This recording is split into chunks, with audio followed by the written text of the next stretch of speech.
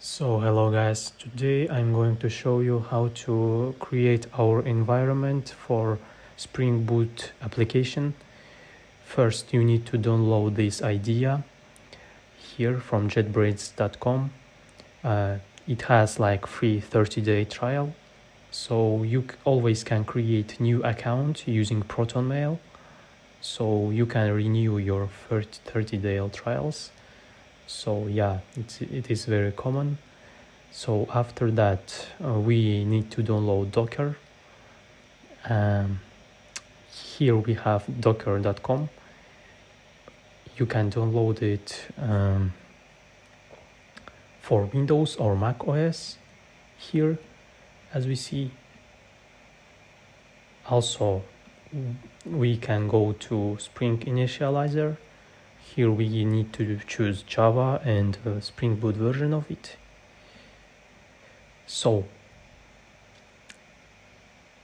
But first we need to create our database in Docker with Postgres.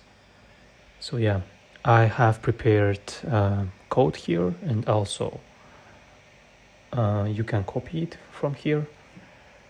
And after that we need to paste and launch it. So yeah, we have launched Postgres. We can check it with this command docker ps. So we see that it is completely okay. It is launched in port 5432. So we can launch it.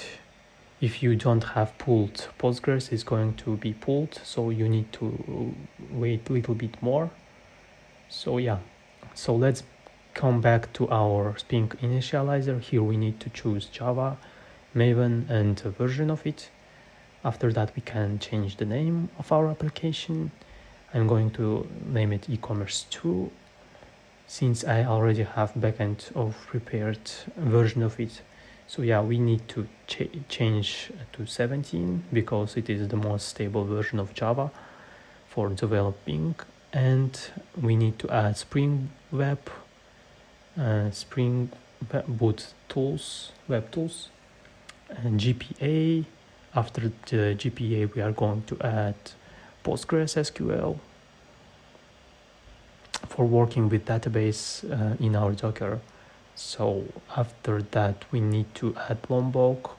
Everything else such as email, mappers, and etc. we are going to add later while we will develop it. So yeah, that is for the start, it is enough. So yeah, we can tap the generate button. After that we will get our file. We should unzip it. After we will unzip it, we can launch it using our ID. In my case it is, as I said before, IntelliJ IDEA. You can of course use different ideas such as VS Code or Eclipse, and you can download some plugins for those ideas also. So yeah, first we need to launch our application here, demo 2 in our case. After it's going to be launched, we can pass our application properties, and here we have localhost 5432 because we have usually Postgres is launched in this port, as we see before it in terminal. So here we need to change our name of our database.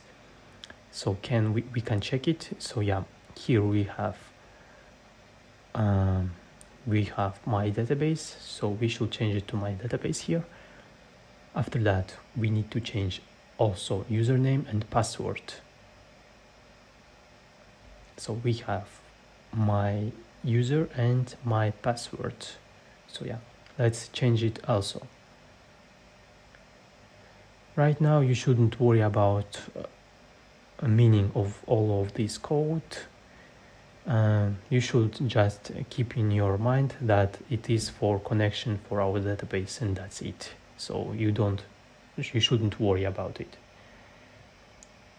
So yeah, here in application properties we also have Hibernate update. So when we will create our database with launching this application Spring Boot, it is going to be created automatically. So yeah, also we have show-sqls to see all commands in our terminal in our Spring Boot application. So yeah, everything else is for like GVT configuration, for email configuration, I mean mail trap. After this course, I'm going to delete my account, so don't worry about it. So yeah, and you should here choose your own.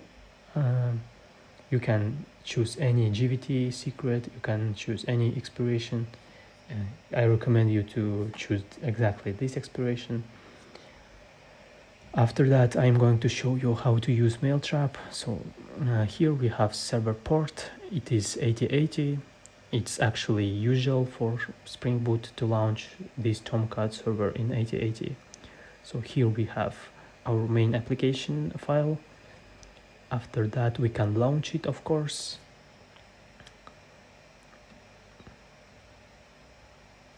After we launch it, we should enable Lombok annotations. And yeah, it is completely okay. These problems are going to be solved while we will develop. So here the main thing is that we have started eCommerce application, so don't worry about that. So yeah, in the next video we are going to create our first CRUD for product, and that's it.